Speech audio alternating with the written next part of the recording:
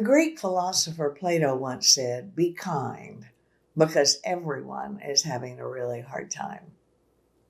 While the three legs, the physical, mental, and spiritual legs of each of us, are separate, they are all integral to each other because they all make up the whole of who we are.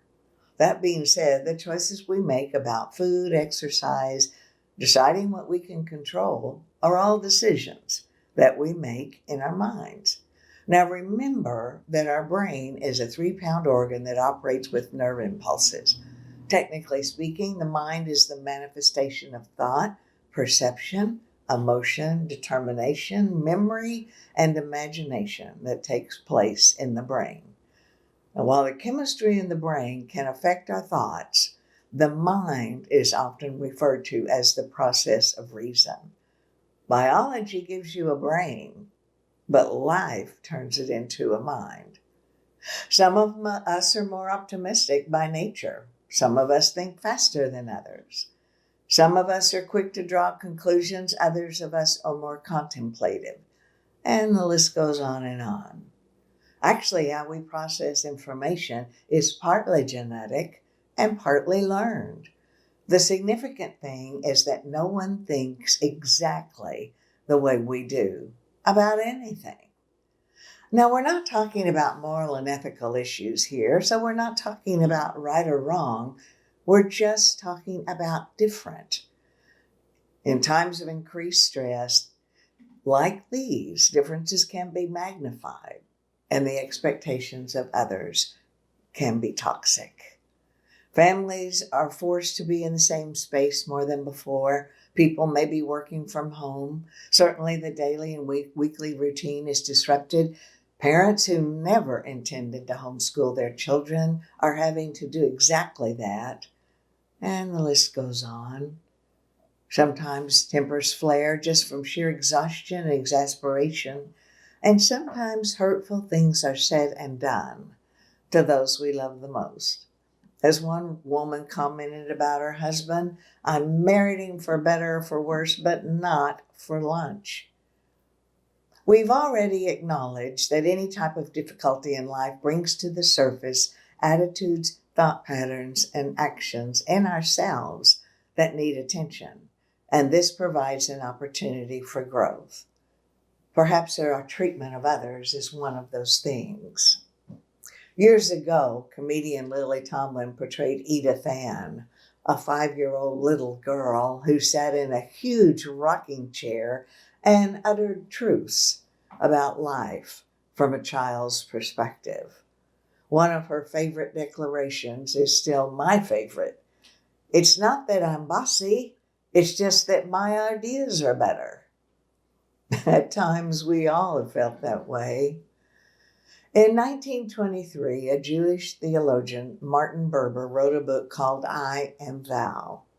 Buber argued that perhaps too often we treat others in relationships as an I and an it, as if in some way others exist to agree with and be manipulated by us.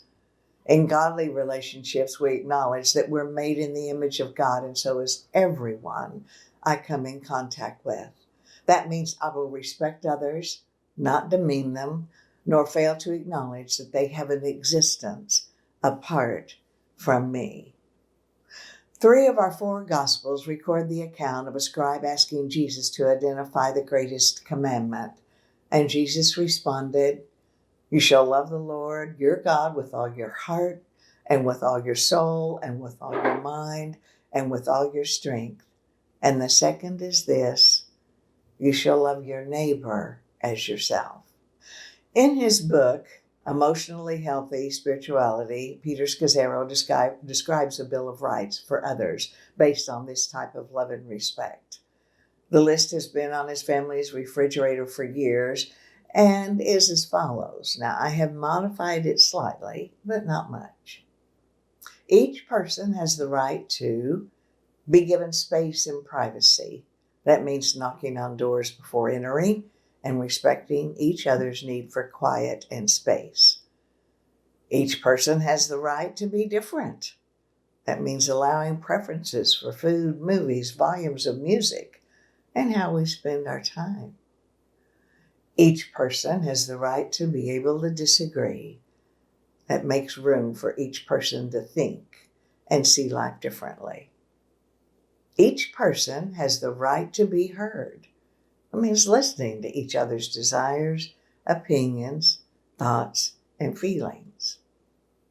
Each person has the right to be taken seriously, listening to and being present to one another.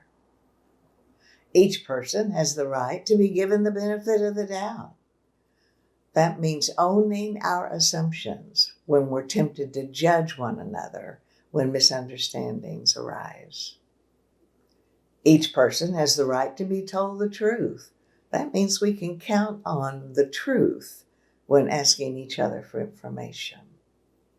Each person has the right to be consulted, checking and asking when decisions will affect others. Each person has the right to be imperfect and make mistakes, such as breaking things, forgetting things, letting others down unintentionally. Each person has the right to be treated courteously and honorably. That means we use words that don't hurt, asking before using another's property, and consulting with others when appropriate. Remember, I and thou. Each person has the right to be respected. That means taking another's feelings into account. Certainly, we should treat all people this way all the time. But in times of increased stress, the feelings of others tend to fade in importance. Paul, in writing to the Ephesians, described how they should act toward each other just because of what God had done for them. No other reason. His words are timeless. Be kind to one another, tender-hearted, forgiving one another, just as God in Christ forgave you. Remember, a little kindness and compassion really does go a long way.